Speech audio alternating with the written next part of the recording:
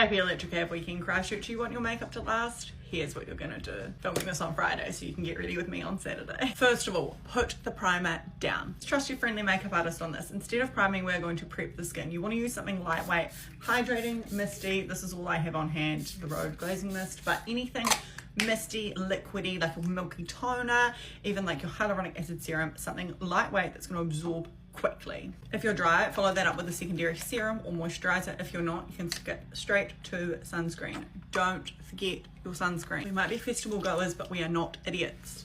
I'm a bridal makeup artist, and trust me when I tell you that the 18 layers of skin prep you're doing are not helping your cause for making your makeup last longer. This is also not my brow pencil. Too much skin prep underneath your makeup is making your makeup slip on the skin, which is meaning that it's not adhering the way it will.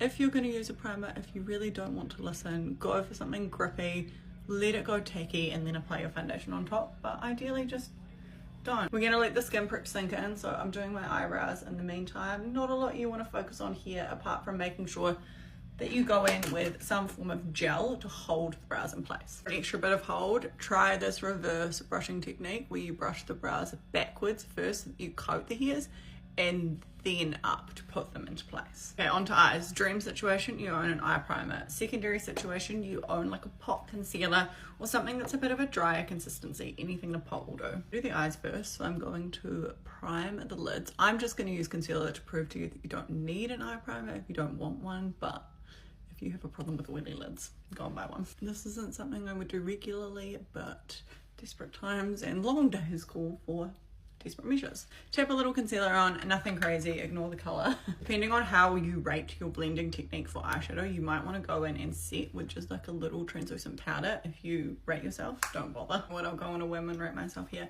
Bronzer. First step with your eyeshadow to make your life easy, don't overcomplicate things, go in with your bronzer. You're going to whack it in the crease, the hollow between the ball of your eye and on your brow bone.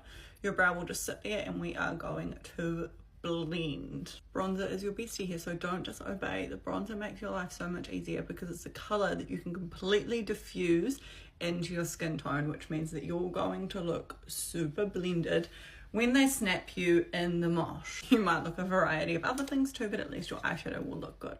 The longevity stuff here is kind of covered now. We've primed the eye, we've gone in with a nice blending shade, so do what you like. If you want something a little smokier, just know that I am building up my depth in layers. I'm not going straight from my bronzer to the darker shade of my palette. So far I've done 1, 2, 3, and I'm going to go on to 4. At each and every step I pick up the color, tap my excess off, and I place the product before I start blending to make sure that I'm happy with the placement. Check it in the straight on mirror and then start